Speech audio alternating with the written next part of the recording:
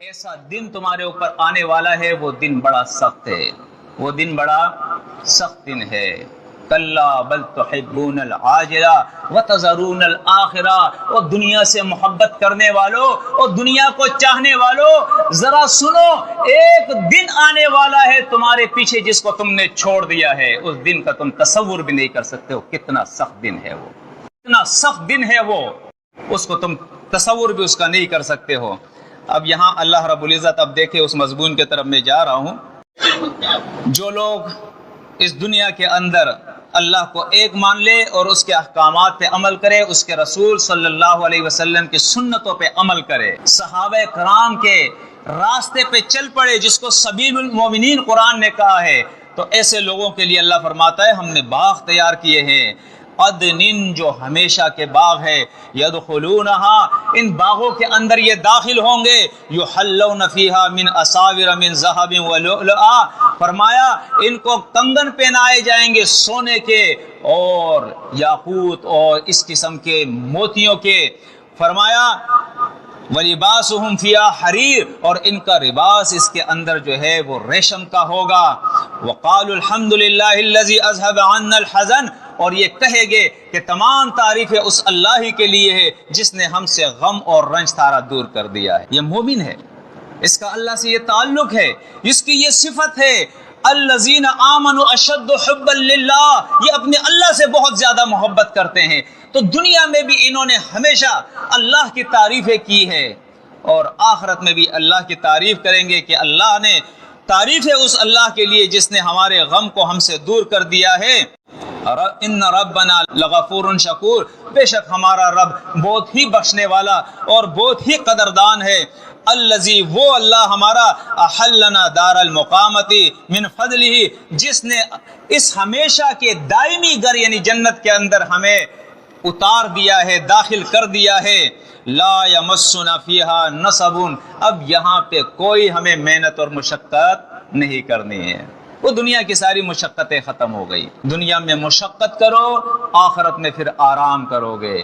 اگر ہم دنیا کے اندر مشقت نہیں کریں گے، اور مشقت سے مراد کیا ہے؟ ایک مشقت وہ ہے آپ کھیتی باڑی کرتے ہیں، تجارت کرتے ہیں، صنعت کاری کرتے ہیں، کوئی اور شعبہ ہے آپ کو، اس میں آپ کام کر رہے ہیں، محنت کر رہے ہیں، لیکن اس محنت کے ساتھ ساتھ قرآن کہتا ہے فَإِذَا فَرَغْتَ فَانْصَبْ وَإِلَىٰ رَبِّكَ فَارْغَب، جب دنیا کے ان معمولات سے، ان مصروفیات سے تمہیں نجات مل جائے، آرام مل جائے، ختم ہو جائے، اس کے بعد اپنے رب کی طرف رجوع کرو، اس کی طرف رغبت کرو، پھر دین کا بھی کام کرو۔ یہ نہیں کہ صرف دنیا دنیا دنیا، یہ دنیا ہمیشہ نہیں رہے گی، متاع قلیل، یہ تھوڑا سا فائدہ ہے دنیا کا۔ کہیں قرآن کہتا ہے متاع الغرور، یہ دھوکے کا سامان ہے، یہ دھوکے کا سامان ہے۔ اس کی مثال اللہ رب العزت نے بیان کی، جیسے بارش برستی ہے، فصل نکل آتی ہے، کوئی سبزہ ہوتا ہے، مہینہ 2-3 مہینے، اس کے بعد جو ہے وہ زرد پڑ جاتا ہے، پھر ہوائیں چلتی ہے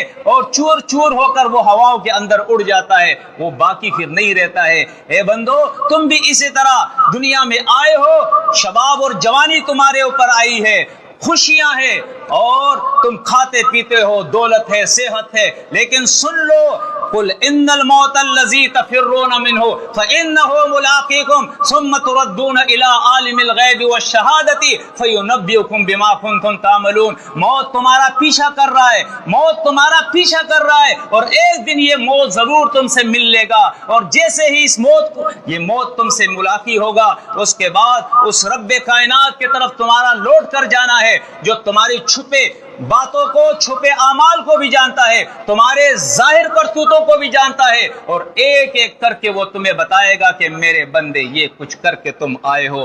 وَلَقَدْ جِئْتُمُونَ فُرَادَىٰ كَمَا خَلَقْنَاكُمْ أَوَّلَ مَرَّةٍ وَتَرَكْتُمْ مَا خَوَّلْنَاكُمْ وَرَاءَ ظُهُورِكُمْ، فرمایا میرے بندے آج تو اکیلے میرے پاس آیا ہے، تیرے پاس عہدہ اور منصب نہیں ہے، تیرے رشتہ دار نہیں ہے، تیرا کاروبار نہیں ہے، تیری دولت نہیں ہے، وَتَرَكْتُمْ مَا خَوَّلْنَاكُمْ وَرَاءَ ظُهُورِكُمْ، جو دنیا میں نے دیا تھا وہ دنیا میں چھوڑ کر تم آئے ہو، اکیلے میرے پاس آئے ہو، جسم پہ لباس بھی نہیں، ننگے آئے ہو، اب بتاؤ کیا کر کے تم آئے ہو؟ بتاؤ کیا کر کے تم آئے ہو؟ انسان سے ثم لتسألن یومئذ عن النعیم، اللہ ایک ایک نعمت کے بارے میں پوچھے گا۔ دیکھنے کے لیے آنکھیں دی تھی، سننے کے لیے کان دیے تھے، پکڑنے کے لیے ہاتھ دیے تھے، چلنے کے لیے ٹانگیں دی تھی، تیرے کو میں نے جسم دیا تھا، بیوی دیے تھے، بچے دیے تھے، کاروبار دیا تھا، زمین دی تھی، گھر دیا تھا، ہر چیز، ہر آسائش دی تھی، کھانے پینے کا انتظام کیا تھا۔ یہ ساری نعمتیں پانے کے بعد تو نے میرے لیے کیا کیا؟ ایک ہی بات تو میں نے بتائی تھی تمہیں، وما خلقت الجن والانس الا لیعبدون، کہ اپنی عبادت کے لیے تجھے میں نے بنایا ہے۔ عبادت کیا ہے؟ 24 گھنٹے اللہ کے احکامات کے مطابق زندگی گزارنا، 24 گھنٹے اللہ کی نافرمانیوں سے اپنے آپ کو بچانا، یہی اللہ کی عبادت ہے۔ قرآن مجید آپ دیکھیں اللہ رب العزت بیان فرماتا ہے کہ یہ کہیں گے لا یمسنا فیہا نصب، اب ہمیں یہاں کوئی مشقت نہیں، اے اللہ یہ تیری بڑی مہربانی ہے۔ کیوں مشقت نہیں ہے؟ مشقت اس لیے نہیں ہے کہ قرآن مجدہ سناتا ہے، ان الذین قالوا ربنا اللہ ثم استقاموا تتنزل علیہم الملائکۃ اللہ تخافوا ولا تحزنوا وابشروا بالجنۃ التي کنتم توعدون۔ جو لوگ ایمان لے آتے اور ایمان پر استقامت دکھاتے، استقامت یہ نہیں کہ آج بڑھ چڑھ کر ایمان کی راہ پہ چل رہا ہے اور اس کے بعد سال 2 سال کام کرنے کے بعد سست ہو کر بیٹھ گیا، کاروبار کے اندر لگ گیا، کسی گمراہی کے اندر مبتلا ہو گیا، رشتہ داریوں میں لگ گیا، بیوی بچوں میں لگ گیا، اب نہ وہ دین رہا، نہ وہ گرم جوشی رہی، نہ وہ تحریک رہی، نہ وہ توحید رہی، نہ وہ سنت رہا، نہ وہ عبادات رہے، نہ وہ اذکار رہے، کچھ بھی نہیں رہا، اب یہ دنیا دار بن گیا۔ نہ ہمیشگی دکھائی اس نے، استقامت دکھائی اس نے۔ اس لیے عائشہ صدیقہ رضی اللہ تعالی عنہا فرماتی ہے کہ اللہ کے نبی صلی اللہ علیہ وسلم نے اس عمل کو پسند کیا، تھوڑا ہو لیکن ہمیشہ ہو، تھوڑا ہو لیکن ہمیشہ ہو۔ تھوڑے سے مراد یہ ہے کہ ایسا بھی نہ ہو کہ آپ قرآن اور سنت سے پیچھے ہٹ جائے، نہیں، قرآن اور سنت پہ چلنا تو ضروری ہے، اس سے تو کم نہیں چلے گا۔ قرآن اور سنت سے آگے بڑھنا بھی صحیح نہیں ہے، وہ بھی غلط ہے، لیکن قرآن اور سنت کے اندر عمل کرتے ہوئے آگے بڑھنا یہ فضیلت ہے، اس کو سابقون بالخیرات کہتے ہیں، آگے بڑھنے والے اولئک المقربون، ایسے لوگ اللہ کے بہت قریب، اس کی بھی انشاءاللہ بات آئے گی۔ تو یہ دیکھیں یہ لوگ کہتے ہیں ولا یمسن فیہا لغوب، اور اب جو ہے ان جنتوں کے اندر کوئی تھکان ہمیں جو ہے محسوس نہیں ہو رہی۔ جسم ٹوٹتا تھا دنیا کے اندر، ہم تھک جاتے تھے، کبھی بخار ہے، کبھی نزلہ ہے، کبھی ڈپریشن ہے، کبھی بلڈ پریشر ہے، کبھی کیا اور کبھی کیا ہو رہا ہے، کبھی شوگر ہو گیا ہے، کبھی کینسر ہو گیا ہے، کبھی ایک اور کبھی دوسری بیماری۔ اللہ رب العزت ساری بیماریوں کو ختم کر دے گا، صحت دے گا، جوانی دے گا، آرام دے گا، سکون دے گا، اور ایسے جنتیں دے گا وَلَكُمْ فِيهَا مَا تَشْتَهِي أَنفُسُكُمْ وَلَكُمْ فِيهَا مَا تَدَّعُونَ۔ جو دل میں آئے گا اللہ وہ دے دے گا، اور جو زبان سے یہ مانگیں گے اللہ وہ دے دے گا۔ تو فرمایا وہاں ان کو کوئی تھکان بھی نہیں ہوگی، یہ کہیں گے، اقرار کریں گے۔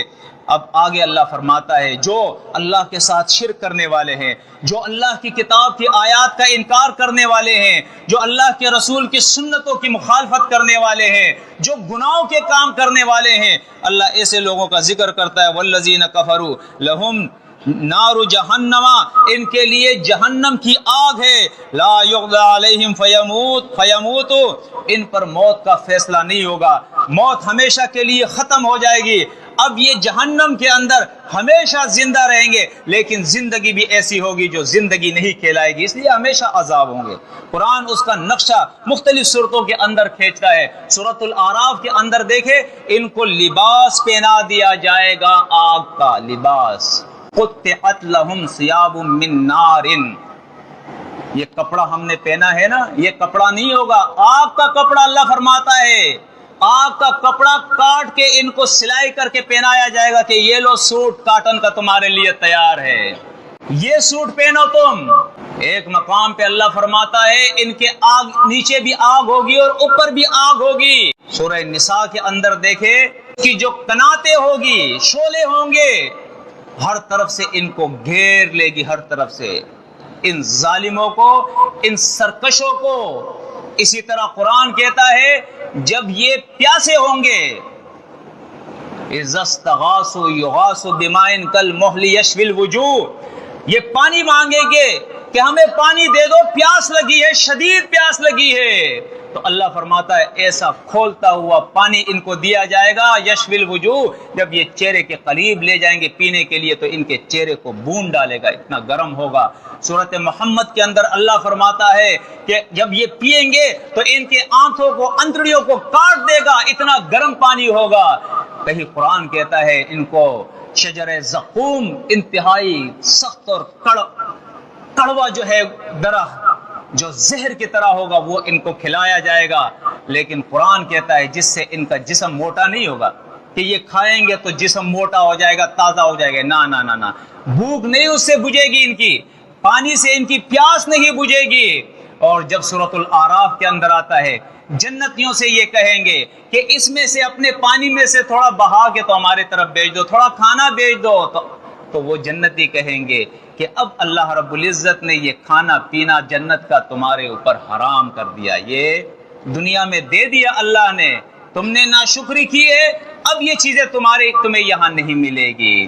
تو دیکھیں قرآن یہ نقشہ ہمارے سامنے کھینچ رہا ہے۔ اللہ فرماتا ہے وَلَا يُخَفَّفُ عَنْهُمْ مِنْ عَذَابِهَا، اور یہ عذاب ان کا ختم تو چھوڑے، نکلنا تو چھوڑے، ہلکا بھی نہیں ہوگا، ہلکا کم بھی نہیں ہوگا، بلکہ زیادہ ہوتا جائے گا۔ زدناہم، قرآن کہتا ہے ہم ان کے عذاب کو بڑھاتے رہیں گے، بڑھاتے رہیں گے، بڑھاتے رہیں گے، کم نہیں ہوگا۔ فرمایا وَذَلِكَ نَجْزِي كُلَّ كَفُورٍ، اس طرح ہم ناشکرے کو سزا دیتے ہیں، ہر ناشکرے کی، چاہے وہ ناشکرہ جس درجے میں بھی ہوگا، جس نے اللہ کی نعمتوں کی ناشکری دنیا میں کی ہے، نعمتیں پانے کے بعد بھی اس کا شکر ادا نہیں کیا ہے، 5.5 اور 5 فٹ کے جسم دے کر اللہ رب العزت نے ایک ایک نعمت تجھے دی ہے، اس کے بعد تو اللہ کے سامنے کھڑا ہو جاتا ہے۔ اللہ کہتا ہے نشہ مت کر، اور تو نے سرگٹ ہاتھ میں پکڑا ہے، نسوار منہ میں رکھا ہے، ماوا منہ میں ڈالا ہے، کبھی چرس پیتا ہے، کبھی شراب پیتا ہے، اللہ زنا سے منع کرتا ہے تو زنا کرتا ہے۔ اللہ کہتا ہے قل للمؤمنین یغضوا من ابصارہم، اپنی نگاہوں کو نیچے رکھو اور عورت جائے تم پھاڑ پھاڑ کے اس کی طرف نگاہ سے دیکھو، یہ ایمان ہے؟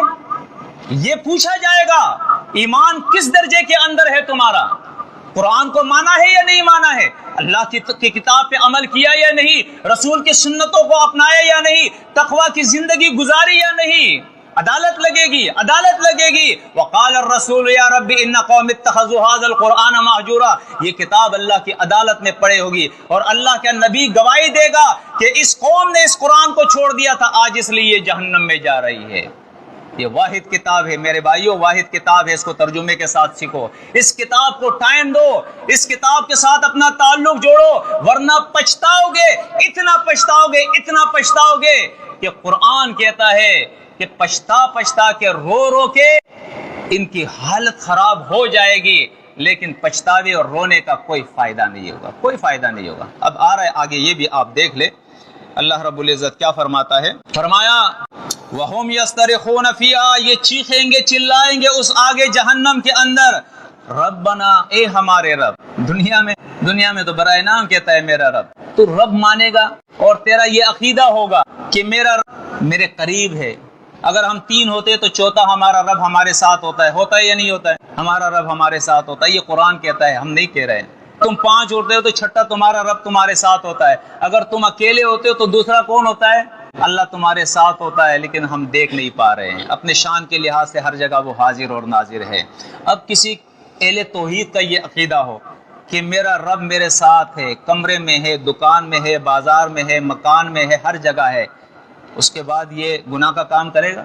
کیا مطلب؟ رب نہیں مانا ہے، اس کی صفات کے ساتھ اس کو رب نہیں مانا ہے، حاضر ناظر نہیں مانا ہے، عالم الغیب نہیں مانا ہے، السمیع البصیر نہیں مانا ہے۔ اگر مانتے تو کیوں کرتے؟ ایک عام انسان اگر جا رہا ہو، کسی عام انسان کے سامنے کوئی زنا کر سکتا ہے؟ جی، چوری کر سکتا ہے؟ چور جب چوری کرتا ہے تو چھپ کے کرتا ہے یا نہیں؟ ملاوٹ کرنے والا جب ملاوٹ کرتا ہے تو چھپ کے کرتا ہے، انسانوں کے سامنے وہ نہیں کرتا ہے۔ اس وقت اس کا یہ عقیدہ نہیں ہوتا کہ میرا اللہ تو میرے ساتھ ہے، وہ تو دیکھ رہا ہے، اگر یہ عقیدہ ہو تو ایسے کام کیوں کرے؟ آپ دیکھیں اس مسئلے کو، بس تھوڑا سا ٹائم شاید جو ہے وہ پھر زیادہ ہو جائے، اس کے لیے میں معذرت کرتا ہوں۔ بہرحال یہ دیکھیں قرآن اسی چیز کو ذکر کرتا ہے، حتی اذا ما جاؤہا، یہاں تک کہ ان کو جہنم کے سامنے لایا جائے گا، شہد علیہم سمعہم وابصارہم وجلودہم بما کانوا یعملون، اللہ فرماتا ہے ان کے یہ کان، ان کی یہ آنکھیں اور ان کا یہ جسم، ان کی کھالیں ان کے اوپر گواہی دیں گے جو کچھ یہ کر کے دنیا میں گئے ہیں۔ یہ آنکھیں کہے گی، یہ کان کہیں گے، یہ جسم کہے گا کہ اللہ اس نے یہ کیا ہے۔ اب جب یہ گواہی دیں گے، وقالو تو یہ کہیں گے، کیا کہیں گے؟ لجلودہم، اپنی جسم سے، اپنے کھالوں سے، لم شہدتم علینا، تم کیوں گواہی دے رہے ہو؟ تم تو ہمارے جسم کا حصہ ہو، میرے ساتھ تو تم بھی جلو گے، کیوں گواہی دے رہے ہو؟ تو وہ کیا کہیں گے؟ قالوا انطقنا اللہ الذی انطق کل شیء، اللہ نے ہمیں گویا کیا ہے، کان کہیں گے۔ آج تو لوگ کہتے ہیں، اللہ کے لیے بھی لوگ کہتے ہیں کہ اللہ مردوں سے کیسے باتیں کرتا ہے۔ ارے اللہ تو تیرے کانوں سے بھی باتیں نکالے گا، تیرے کھالوں سے بھی باتیں نکالے گا، تیری آنکھوں سے بھی باتیں نکالے گا، تیری ہاتھوں سے بھی باتیں نکالے گا، تیری ٹانگوں سے بھی باتیں نکالے گا۔ یہ ہاتھ جو ہے یہ بات کریں گے، اس کی زبان تو نہیں ہے، یہ بات کریں گے، یہ آنکھ بات کرے گی، یہ کان بات کریں گے، اور پھر یہ کہیں گے کہ تم کیوں ہمارے اوپر گواہی دے رہے ہو؟ تو وہ کہیں گے کہ اللہ نے یہ گواہی ہم سے دلوائی ہے، اللہ نے ہمیں گویا کیا ہے ان باتوں کے اوپر، جس نے ہر چیز کو بولنے کی طاقت دی ہے۔ وَهُوَ خَلَقَكُمْ أَوَّلَ مَرَّةٍ، اور اسی نے پہلی دفعہ تمہیں پیدا کیا ہے، وَإِلَيْهِ تُرْجَعُونَ، اور اسی کی طرف تمہارا لوٹ کر جانا ہے۔ وَمَا كُنْتُمْ، اب وہ بات آ گئی، وَمَا كُنْتُمْ، اور نہیں تھے تم دنیا کے اندر، تستترون ان يشهد عليكم سمعكم ولا ابصاركم ولا جلودكم ولكن ظننتم ان الله لا يعلم كثيرا مما تعملون، تم تو اپنے جسم سے پردہ ہی نہیں کیا کرتے تھے، تمہیں تو یہ خیال ہی نہیں تھا کہ کل یہ جسم تم پہ گواہی دے گا، یہ خیال ہی نہیں تھا، بلکہ تم تو یہاں تک بھی سمجھتے تھے کہ اللہ رب العزت جو ہے جو کچھ تم کر رہے وہ جانتا ہی نہیں ہے۔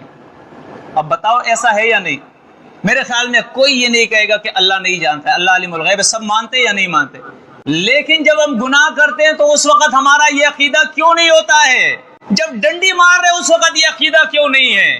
جب زنا کر رہے یہ عقیدہ کیوں نہیں ہے؟ جب جھوٹ بول رہے یہ عقیدہ کیوں نہیں ہے؟ جب ناپ تول کے وقت جب ڈنڈی مارتے تو یہ عقیدہ کیوں نہیں ہوتا ہے کہ اللہ ہمارے ساتھ ہے، اللہ ہمارے ساتھ ہے، وہ ہمیں دیکھ رہا ہے، وہ ہماری گفتگو کو سن رہا ہے؟ وہاں تو کوئی عقیدہ نہیں ہوتا ہے۔ اسی بات کو قرآن بیان کرتا ہے، بل ظننتم، بلکہ تمہارا یہ خیال تھا، کیا خیال تھا؟ ان اللہ لا يعلم كثيرا مما تعملون، اکثر جو کچھ تم کر رہے ہو نا وہ اللہ، کثیر کیوں کہا؟